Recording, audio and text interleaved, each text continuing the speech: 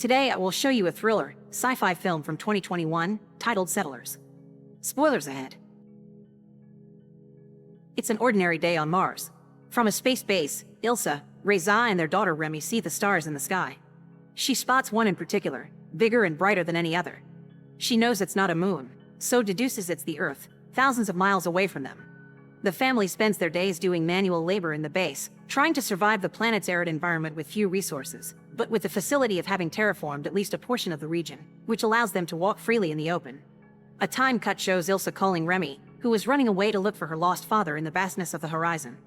A few hours later, Remy and her mother have a math class but are interrupted by the sudden appearance of Reza, who looks agitated after his reconnaissance trip. Still, he goes to wish a happy night to his daughter, who knows that her suspicions of strangers nearby are real. Reza tries to calm her down by telling her that they are the only humans on the planet, but the girl doubts his words. At a late-night family meeting, Remy asks her father if he has ever seen animals, along with the reasons why they went all the way to Mars. Reza just says that he haven't seen any animals, that Earth isn't like it used to be and that someday, the red planet will be just as good as their former home. The following day, Remy senses something in the distance, so she jumps up and goes to the living room to find leave written in red paint on the windows. Her parents find out and panic, with Reza even pulling out a gun in case he needs to defend themselves. Somehow, they spot at least 3 individuals somewhere pretending to be 6, but are unable to see them. They spend the rest of the afternoon cautiously, anxious to know if their barnyard pigs are okay. Moved by uncertainty, Remy decides to inspect, finding an unprotected piglet, their only living creature so far. Ilsa notices this, and when she calls her daughter out, a couple of strangers appear at full speed wanting to take the girl, but Reza manages to intercept them, shooting them head-on to save his kid. Just as another of the enemies was about to take Remy, Ilsa arrives at her rescue, attacking the stranger until she is unable to stand up. Everyone runs for cover as the bandits start shooting from afar. The girls manage to get inside, and with Ilsa's help, Reza fires a shot at the last enemy, wounding him in the leg. The father leaves them to inspect while the mother investigates the bodies with the girl. It is perhaps the first time Remy sees another human being other than her parents, and to her bad luck, it ends up being a dead body. They wait for Reza until dawn, fearful that some stranger would have attacked him far from there. They even hear some firing at some point, fearing the worst. After a spontaneous trip to the bathroom, the lights go out, and they remain in darkness for the rest of the night. Upon awakening, Ilsa arms herself with a machete to inspect, but she and Remy are surprised by a wounded man who breaks into their home. It's the same man from yesterday, who claims that the family does not belong there, as the place originally belonged to his parents before they took it from them. After many years and several difficulties, the man is able to regain his home and allows Ilsa and her daughter to stay under the condition of not making any trouble. On the contrary, he will deal with Ilsa, leaving her daughter alone with him. However, they reject the proposal, fleeing and taking refuge near the central base. Ilsa takes the opportunity to enter once the man goes off guard, taking the first thing she can in the kitchen to ambush him. Upon entering, the man realizes Ilsa's plan, so he subdues her, receiving a new wound in the leg. He asks her to give him 30 days off from assassination attempts, as he has big plans for the station. He actually wants to reactivate and bring out the true potential of the place for a better living not only for him, but for the girls. The only condition Ilsa asks of him is a proper burial for Reza, clarifying his death. He gives them so, burying Reza in a nearby mountain next to the man's former comrades. It is then that they begin to live with a mysterious man, who is still suspicious of Ilsa and her daughter. Even so, Remy keeps an eye on the man, who possesses a vast array of weaponry, and when she has the opportunity to go through his things in secret, she finds a drawing of a woman, the same one her mother fought to protect her the day before. She takes the drawing and keeps it for herself. In the evening, the man tells Ilsa that he has made improvements to the station and that now they can even have the faucet system working, something they previously hadn't. Not only that, but the next day, a little box-shaped robot starts working, which Remy takes a liking to and names it Steve, making it her first mascot and friend. After dinner, the man introduces himself to Ilsa as Jerry, starting a conversation to build trust. In turn, she tells him that they were taken into the place by her father initially, rather than having taken it by force. However, Jerry's father rejected them when he learned they were from Earth, so they had to defend themselves. Still, they were responsible for Jerry's mother's exile, so he still has some resentment towards them.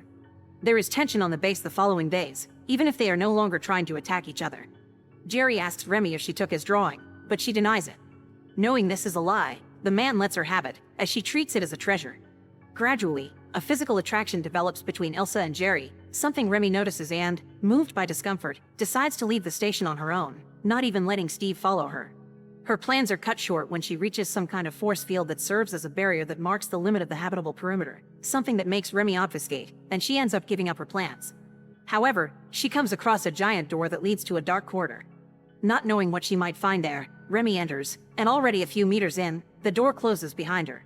She moves forward with the help of a flashlight bulb, but when a light at the end of the tunnel appears in the distance, Remy faints over the pressure and the lack of oxygen. She is rescued by Jerry and wakes up in her bed next to her mother back at home base. Jerry and Remy converse, and he tells her that there is nothing but rocks and dust beyond the barrier. He says he came from the war and that little by little, the artificial atmosphere they created is leaking out into space, and that the sooner she accepts it, the better it will be for her. Remy marks the days with dust in a mirror, passing a month since she lost her father. Her mother tries to comfort her, but it doesn't seem to have much effect. The next day, Jerry finds a guitar and asks Ilsa to play a song. Out of sadness, Remy goes to the greenhouse when she hears her mother sing. In there, she confesses to her mother that she hates her for faking everything is okay. In the kitchen, Jerry ditches his gun, giving Ilsa the chance to go against him. However, she later discovers that there are no bullets in the gun, so it is useless, so she decides to go and grab something else sharp to protect her daughter. Inside, the two adults struggle out of sight of the girl, but when Jerry gets out badly wounded, Remy fears the worst, running away. Jerry intercepts her and asks her to stay with him, but to wait until it is safe for her to enter the base, so she won't find her mom's body.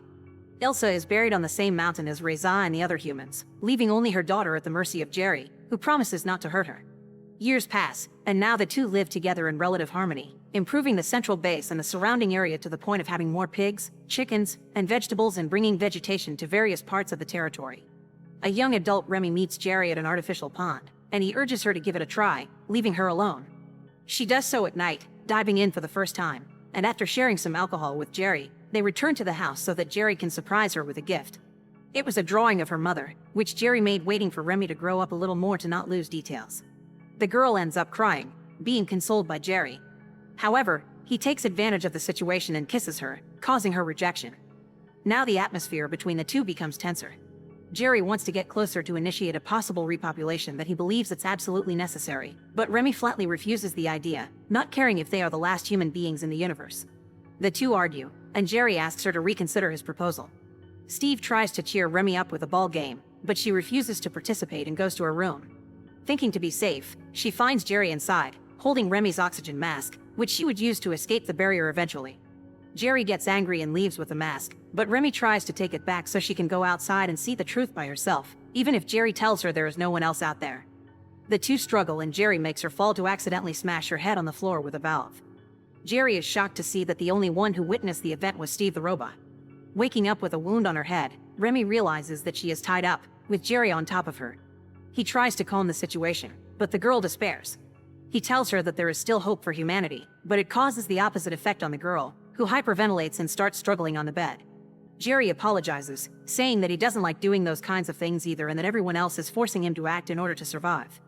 The desperation reaches such a point that Jerry is forced to threatening her if she doesn't calm down.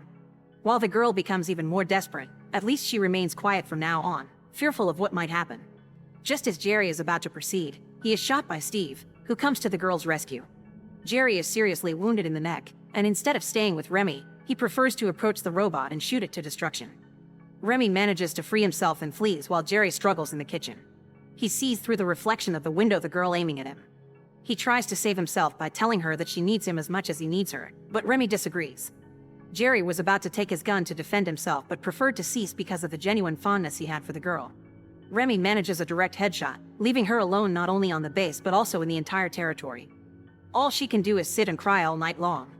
She buries Jerry's body in the mountain, making her the last survivor in the base, and the only living thing aside the plants and the few animals. She takes a shower and surveys the area, knowing that no one else will appear. She manages to reactivate her robot friend, but it's not enough to bring Steve back to her side. Remy spends her days alone, watching the animals and subsisting by her own. Still, she becomes sedentary, careless, and sluggish, believing she has been touched by her mother in her sleep. She also begins to have visions of Jerry prowling the base, concluding with screaming at the top of her lungs in case anyone else could hear her. Her only company is the tiny Earth in the distance, wondering if there are other people there. Still, she persists in repairing Steve and after many attempts, manages to get him functional again to say goodbye for her next voyage.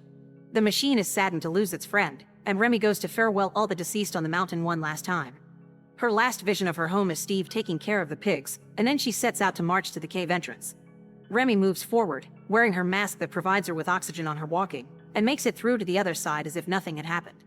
She is both excited and nervous of seeing the great beyond, and to her surprise, she sees only miles and miles of wasteland, completely booked for her to explore. There aren't any human civilizations on the horizon, just dirt and sand. She feels something behind her, and the girl sees the tunnel gates close behind her, alone in the massiveness of the red planet. Make sure to subscribe and turn on notifications so you can watch more videos like this. Thanks for watching.